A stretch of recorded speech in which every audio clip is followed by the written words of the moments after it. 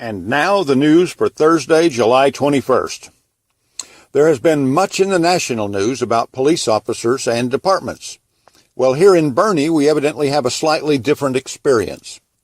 We've seen recent episodes where our local officers were taunted by an individual who was looking for trouble but couldn't get one particular city officer, and a few minutes later couldn't get a county sheriff's deputy to take his bait.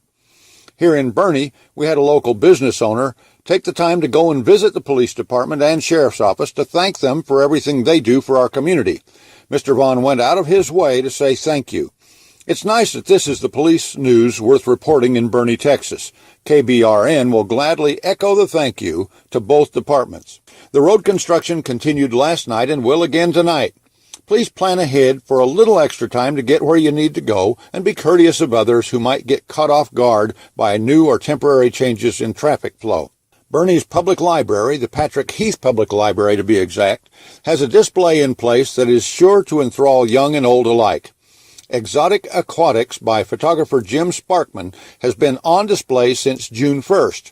These photographs will be leaving our beautiful library after August 1st. So if underwater scenes, usually only enjoyed by trained divers, is of interest to you, get on over there and enjoy his photographs that were taken as he traveled and dove around the world. The weather continues in the usual pattern for July. There are some in the meteorological community who suggest that by next Wednesday, a week from yesterday, we may experience some thunder showers and storms. For one, I would certainly enjoy them, but I don't think I'll be wagering my grandchildren's inheritance on any bets on the rain. For the next several days, we are sure to see low to mid-70s in the mornings and mid-90s in the afternoons. If you have to be outside for any extended period of time, please take more water along than you might usually consider.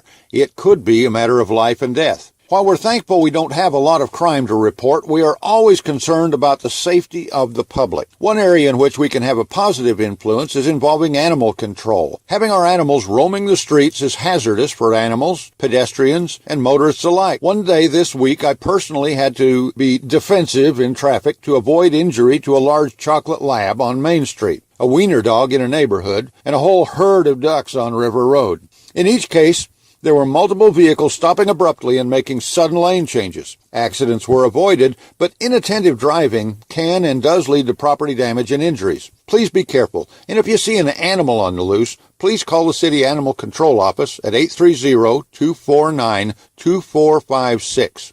Preventing mosquito bites is the best way to prevent Zika and other mosquito-transmitted illnesses. Protect yourself from exposure by wearing long-sleeved shirts, long pants, and socks to protect exposed skin during dusk and dawn, which is when mosquitoes are most active. Avoid the use of perfumes and colognes when working outdoors, and use an insect repellent containing DEET or picaridin on skin not covered by clothing. There are a variety of repellents available for all ages and skin sensitivities. Be sure to follow all label instructions. Prevent mosquitoes from entering the home by making sure all screens are secure and use air conditioning when possible. Well, that's the news, and I'm Tom Allred reporting. Now we return to the hits of the 50s and 60s on 1500 KBRN.